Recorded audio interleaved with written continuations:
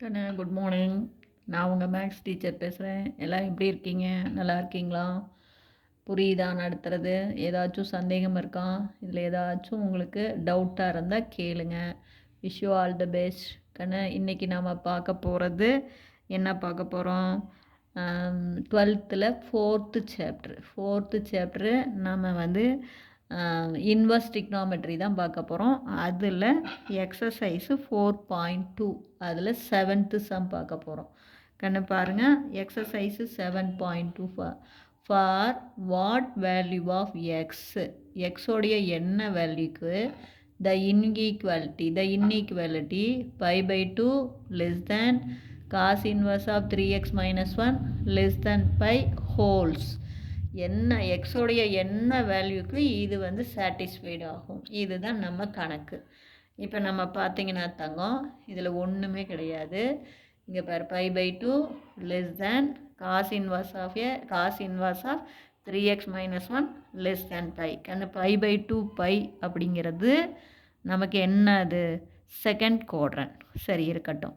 இந்த காஸ் இன்வர்ஸை நான் நீக்கணும்னா both side காசை சேர்த்தணும். இங்கே காசை சேர்த்தணும், இங்கே காசை சேர்த்தணும், இங்கே காசை சேர்த்துனா காஸ் π/2.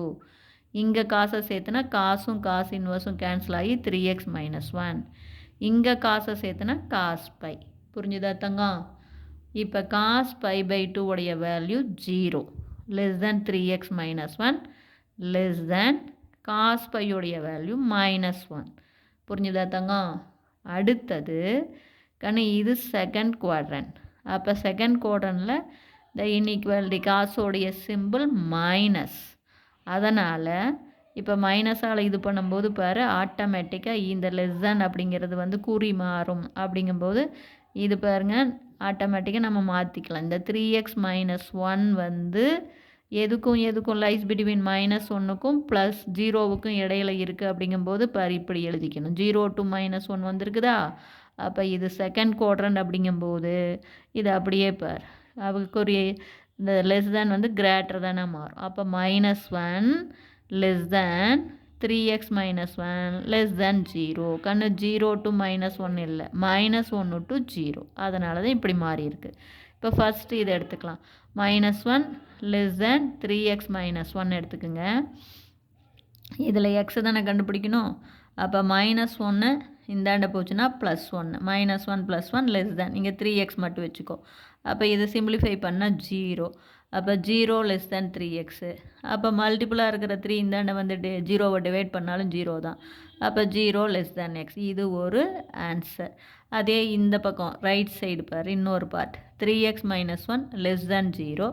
-1 இந்தாண்ட போச்சுன்னா +1. மல்டிப்புளாக இருக்கிற 3 இந்தாண்ட வந்தால் டிவைட். அப்போ x லெஸ் தேன் 1/3.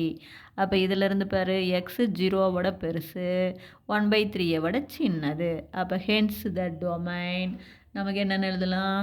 0, 1/3 அப்படின்னு ஓப்பன் ப்ராக்கெட்டில். கண்ணு இங்கே 0 சேர்த்தக்கூடாது, இங்கே 1/3 சேர்த்தக்கூடாது. அப்போ 0வுக்கும் 1/3க்கும் இடையில தான் இருக்கும். அப்போ 0, ஓப்பன் ப்ராக்கெட்டில் 0, 1/3ன்னு எழுதலாம். அல்லது 0 less than x less than 1/3.